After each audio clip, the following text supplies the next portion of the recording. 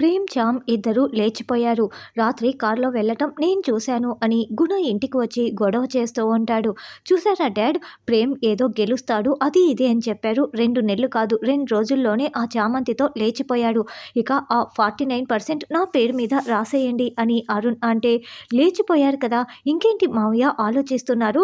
Out హౌస్లో కూడా చామంతి లేదు, చంద్రిక వెళ్ళి చూసి వచ్చింది కాబట్టి రాసేయండి అని రోజా అంటుంటే, అప్పుడే అయ్యగారు ఇదిగోండి కాఫీ తీసుకోండి అంటూ చామంతి లోపల నుండి రావటంతో, ఇది ఇంట్లోనే ఉందా అసలు చూడలేదే అని రోజా, రమాదేవి, అరుణ్ చాలా షాకింగ్గా చూస్తూ ఉంటారు. ఏంటి నువ్వు ఇంట్లోనే ఉంటే నేను ఇంతసేపటి నుంచి అరుస్తుంటే నువ్వు ఎందుకు బయటికి రాలేదు అని గుణ నిలదీస్తూ ఉంటాడు.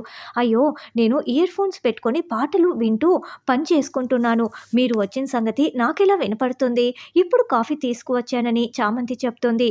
అప్పుడే ప్రేమ్ అక్కడికి వచ్చి, ఏంటి గుణ పొద్దు పొద్దున్నే వచ్చి గోల చేస్తున్నావు అంటూ పైనుండి కిందికి వచ్చి నిలదీస్తూ ఉంటాడు.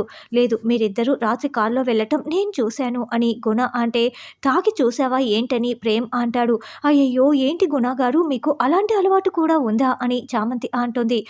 ఏంటి నీకు ఇలాంటి చెడ్డ అలవాట్లు ఉన్నాయా అని హర్ష నిలదీస్తూ ఉంటాడు.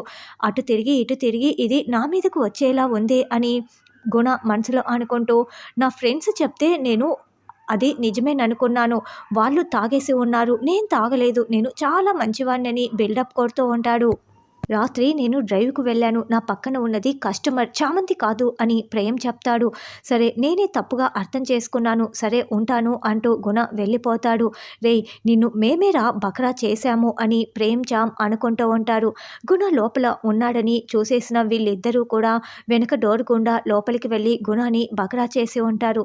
ఇప్పటికైనా అర్థమైందా, నోటికి ఇష్టం వచ్చినట్లు మాట్లాడకండి, ప్రేమ్ ఖచ్చితంగా గెలుస్తాడు అని హర్ష వాళ్ళ ముగ్గురికి కూడా వార్నింగ్ ఇస్తాడు.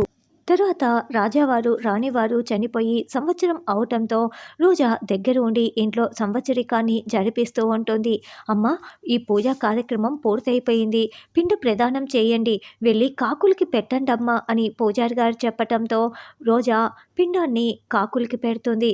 అమ్మ అలా పెడితే ఎలా, కా కా అని పిలిచండి, కాకులు వచ్చి ఆ పిండాన్ని తింటాయి అని పంతులు గారు చెప్తూ ఉంటారు. దాంతో రోజా కా కా అని అరుస్తూ ఉండటంతో కాకులన్నీ వచ్చి పిండం తినకుండా రోజాని పొడిచేస్తూ ఉంటాయి. అయ్యో అంటూ చామంతి, రమాదేవి అందరూ షాకింగ్గా చూస్తూ ఉంటారు. మరి చామంతి పెడితేనే తింటాయా అన్నది రానున్న ఎపిసోడ్లో తెలుసుకుందాం.